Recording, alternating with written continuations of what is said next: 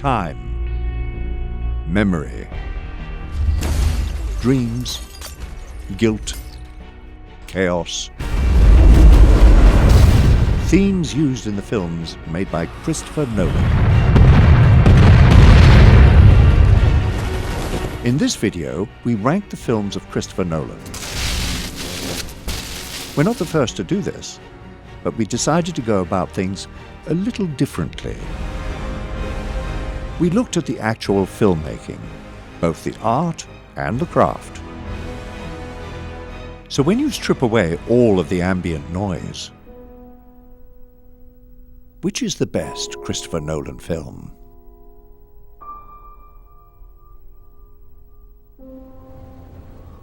Before we get started, make sure to subscribe and click the bell icon to stay in the loop. Ready? Here we go. Number 10, following. So you followed women? No, I didn't follow women. It wasn't a sex thing. I followed anybody. I just wanted to see where they went, what they did. The film was predominantly handheld, shot on an Arri BL and a Bolex, and was made in 15-minute stints over the course of a year. You see early signs of Nolan filmmaking. Extreme close-ups of insert shots, cross-cutting. Perhaps there's something else you'd like to tell me. Playing with structure and time. The story is great, and the main reason the film is at number 10 is purely the technical quality. Number 9, The Dark Knight Rises.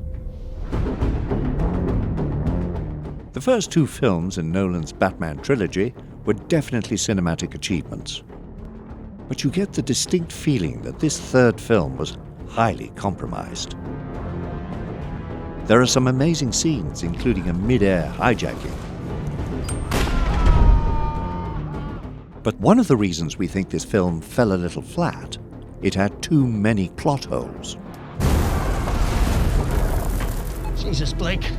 Every cop in the city's down in those tunnels. Fly okay? Yeah.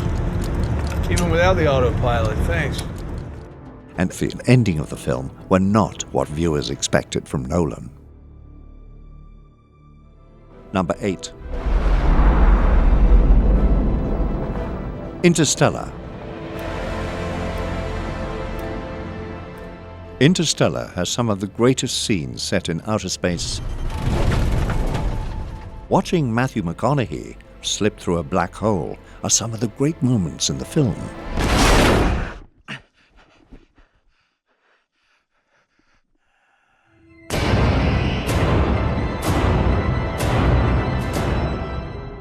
Many of the visual effects in the film were created beforehand.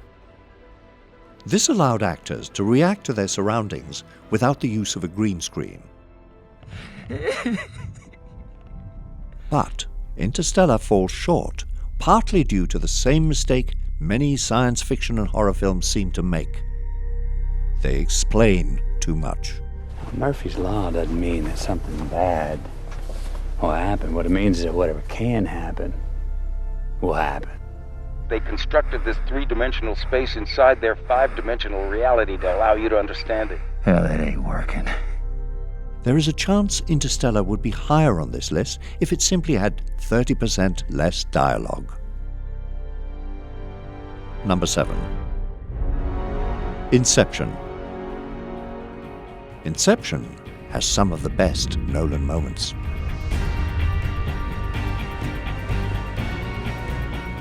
The concept of dream versus reality is explored in a very interesting way. You are the dreamer. You build this world. I am the subject. My mind populates it. But also some of the most paradoxical. One important rule for any filmmaker is, once you've established a set of magic rules... So once we've made the plant, how do we get out? A kick. What's a kick? It's that feeling of falling you get that jolts you awake. It snaps you out of the dream. You want to stay consistent.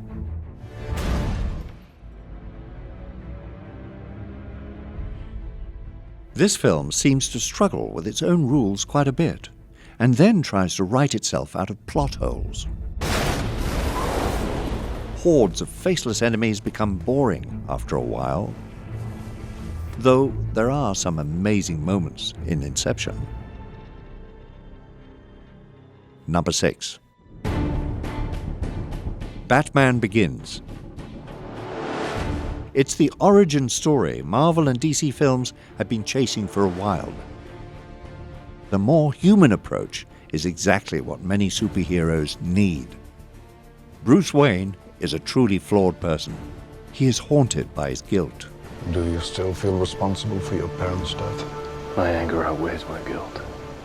Consumed by anger and a desire for vengeance. And he's sort of a brat. I'm buying this hotel. This makes his transformation that much more effective.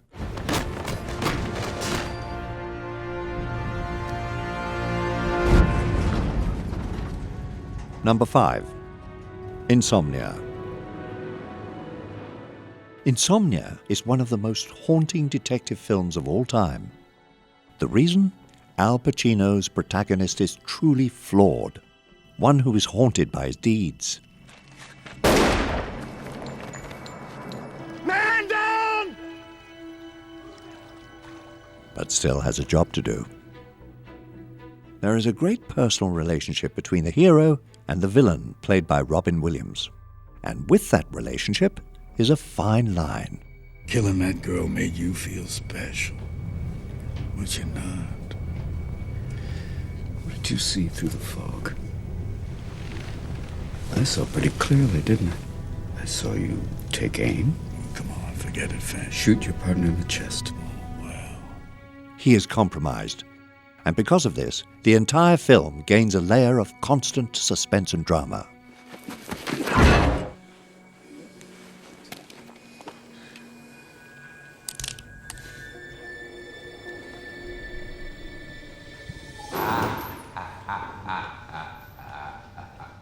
Number 4. The Dark Knight.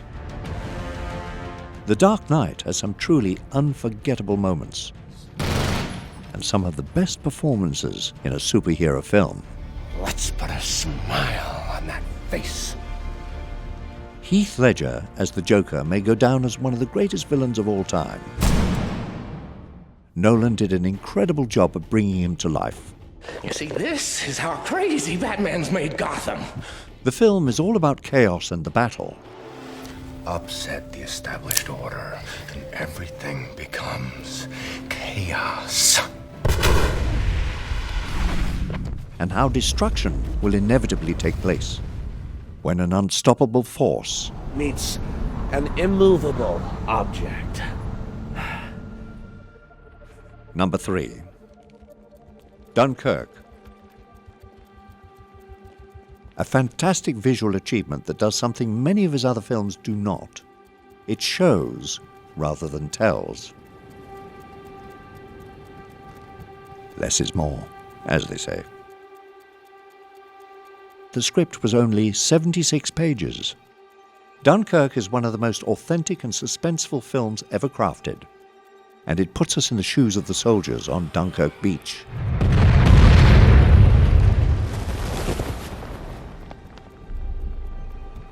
Nolan also uses his favorite cinematic device, cross-cutting. Tom Hardy in his Spitfire above, the notorious whine of the diving Stukas, the beach bombing, all fantastic. And the sound design was absolutely deafening.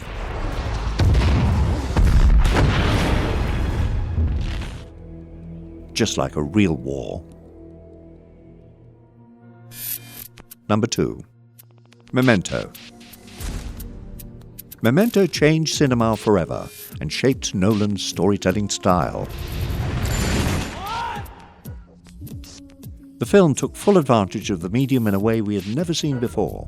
The combination of themes and various cinematic devices create an eerie and unforgettable film that forces you to question your own memories.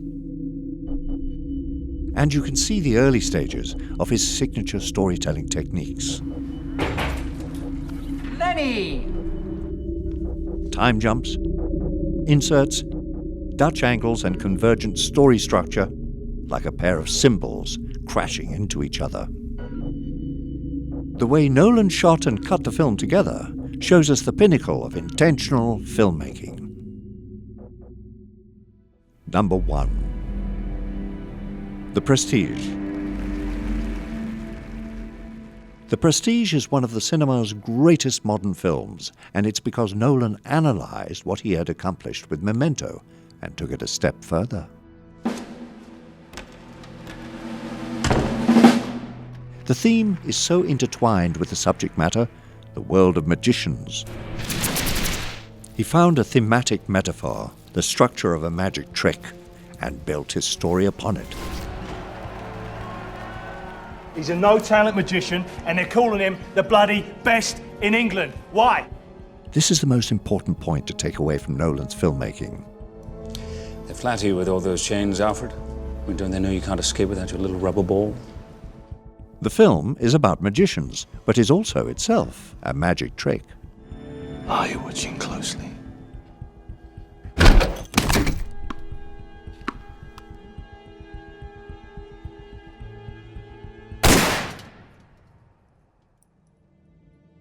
The acting, cinematography, production design, costumes, story, editing, everything is top-notch.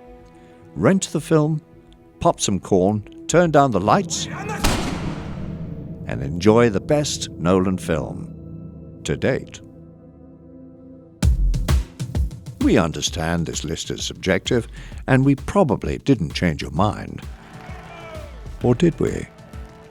What do you think of our list? Do you know better? Prove us wrong. As filmmakers, we love conflict. I thought my jokes were bad. Working on your own project? Check out Studio Binder's production software. Shot lists, storyboards, shooting schedules, call sheets, production calendars, and more. Subscribe to our channel below. Click the bell icon for notifications and follow us on our Instagram page.